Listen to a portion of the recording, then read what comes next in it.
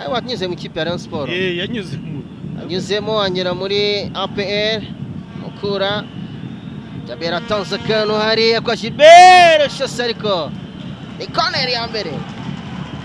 Corner ya mbere ikipe ya Rayon Sport. Bere wari winjijwe umupira na Jabel Manishimwe. Ashaka guhita ashota. Tayari igitego cy'ikipe ya Rayon Sport kikaba kirinjiye. Igitego cya Rayon Sport tayari kikaba kirinjiye.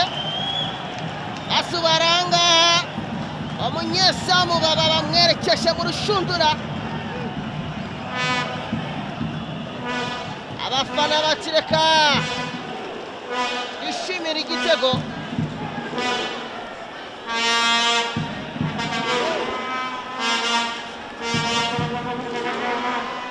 Rayon Sport yaratangiye ataka uko byagiye bigaragara bashakisha uburyo batsinda umusore Fabrice Mugeni Kakule akaba ari werekesha umupira mu rushundura.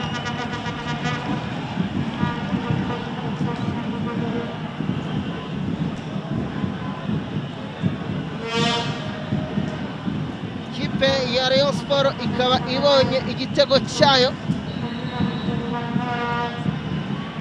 Kirate muri corner hariya bakwita Swata Fabrice arashota bazubara hariya igitego kiba kikiyemo. Jules Ulimwengu mimina vizuri kule kumtafuta Salpa.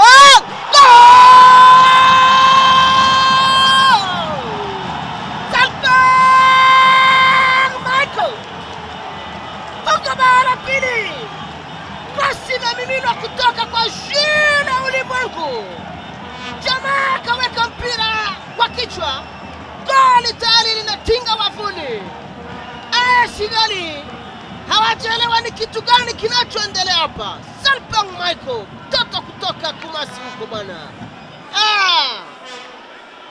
Anatikisa nyavu kijana huyu. Salpang Michael kutoka Accra, Ghana. Bao ni mbili. Hawajaelewa ni nini hapa. Angalia Christopher, angalia amemimina vizuri pale kweli. Crossing. Mabeki hapa wanazuba. Hakika. Ngoja basi nicheke kidogo kwa sababu wanachezeshwa mchaka hapa vijana wa Ice Kigali. Hakika nafikiri baada ya draw kufanyika ya robo finali. Jaribu kugongia na pasi pembeni. Kofi anacheza kwa kifua. Sakata lakini amechezwa foul hapa. Pigwa ngwara. Kabida jitahadhari huyu Erike ameshapata kadi ya njano. Kiendelea hivyo anaweza kupata kadi nyekundu. Piga ngwara. Itapigwa free kick pale.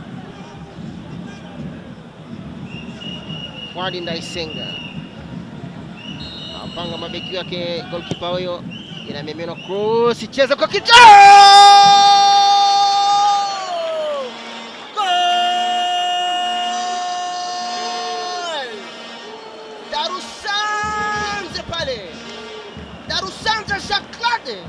Imemimina free kick pale kutoka kwa Fuadi Ndaisenga.